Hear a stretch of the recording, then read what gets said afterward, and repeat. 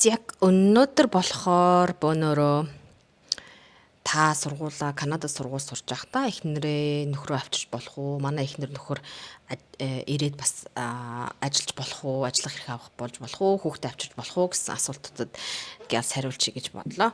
За эхнийх дээр болохоор нөхөр эхнэр чинь чамайг сурж явах үед хамт ирж болох уу? Болвол ажиллах хэрэг авч болох уу? Болно. 2024 онд хууль ер нь чанга биш байсан. Тэгээд ямар ч хөтөлбөрт програм сурсан асуудалгүй танаа нөхөр эхнэр чинь ирээд дагалдан ирээд тэгээд материалаа өгөөд ажиллах хэрэг аваад ажиллаад чамайг сурж явах хажууг нь ажиллаад байх боломжтой байсан. Даанч тэр хууль маань өөрчлөгдсөн.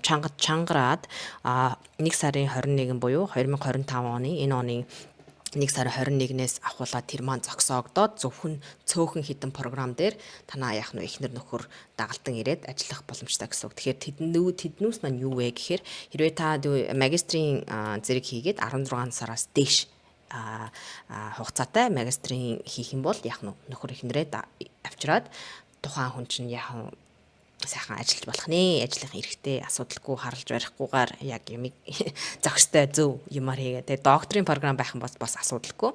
За тэгээд Doctor of Dental яах нь ингээд шүдний шүд хууль за нүд за тэгээ эм тариа за малын эмнэлэг гэдэг ингээд бакалаврын одоо нөгөө nursing зөвлөгчийн бакалаврын зэрэг энэ тэрээр эднүсийг яах нь ийм програмд орчих юм бол асуудалгүй эхнэр нөхөр чинь дагалдан ирээд хажуугаар нь ажиллах хэрэгээ аваад чамайг сурч хажуугаар ажиллаж болох нэ нэг нь сураад нэг нь ажиллаж болох нь байна. Тэгээд зарим мужуудыг бас сайн шалгах хэрэгтэй. Зарим мужууд тусдаа ингээд бас нэг хөрхөн програм тавьсан байдаг. Тэднээс нь яг ийм Nursery Entry Red River College Polytechnic Manitoba-гийнх нь яах нь яг энэ програмд орох юм бол яах нь нөхөр эхнэр чинь дагалдан ирээд ажиллаж болох нэ. Тэгэхээр нэг нь сураад нэг нь ажиллахаар айгүй айтайхан боломж. Өөр зүгээр хэлний бэлтгэл ч юм уу янз янзын хувийн сургууль жижиг шажиг юмд орчих юм бол танд ийм ирэх байхгүй. Танаа хүн чинь ирээд ажиллах боломжгүй болчихсон байна гэсэн үг. За хүүхдийн талаар гэхлээр хүүхд чинь дагалдан ирээд 6 сараас доош хугацааны сургуульд одоо сургуульд ч юм уу сургуультанд суух юм бол асуудалгүй. Гэхдээ 6 сараас дээш хугацаанд ингээд чи 2 жилийн програм хийгээд 2 жил хамт байх юм бол хүүхд чинь сургууль сурна шүү дээ. Тэгэхээр тэр чинь 6 сараас дээш байна. Тийм учраас яг чи материалаа өгж явах үедээ хүүхдийнхаа материалыг хамт өгөх юм бол чиний сургуулийн виз, чиний сургуульд сурах эрх, бас хүүхдийн чинь сургуулийн виз, тэгээ сурах эрх маань хамт ингэж ирж яадаг гэсэн үг. Тэгэхээр хамт материалаа өгсөн дээр байдаг. Зарим хүмүүс болохоор яг санхүү одоо дутаад байх юм бол виз гарахгүйгаас айгаад эхлээд өөрөө гарчаад тэгээд ингээд нөхөр хүүхдэд татдаг ч юм уу те. Ер нь бол миний харснаар бол нэгэн зэрэг санхүүч нь асуудалгүй байх юм бол угаасаа санхүү визэн дээр болохоор санхүү хардаг штэ те. Сургалтынхаа төлбөр болно, амьдрах хугацаа, амьдрах одоо өөрийнхөө те хоол хүнсээ даах хэмжээний мөнгө, дээрэс нь эхнэр хүүхэд гэдэг мөнгө, дээрэс нь хүүхэд гэдэг 3 ингээд нэмчгээр нэлээд их мөнгө олчдаг. Тэгээд тэр нь байхгүй байх юм бол ийм арга байгаад ах шиг байна.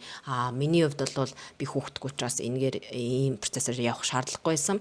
Найзуудыг хараад байхад бол яг ийм материалаа яг санхүү асуудалгүй байх юм бол нэгэн зэрэг буюу чи материалаа өгөх үед нөхрөө болон хүүхдэд дагалдуулаад ингээд оруулчихад хамаагүй асуудалгүй.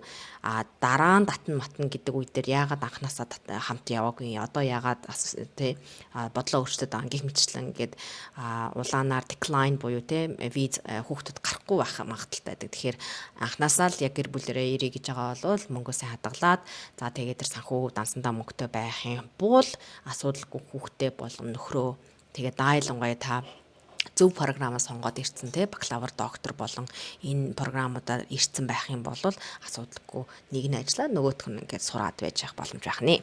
За тэгэхээр энэ асуудлыг ингээд үгээр өндөрлөе. Дараагийн видеон дээрээ ерөнхийдөө одоо сургуулаа яаж хайх вэ? Юу сайн харах вэ?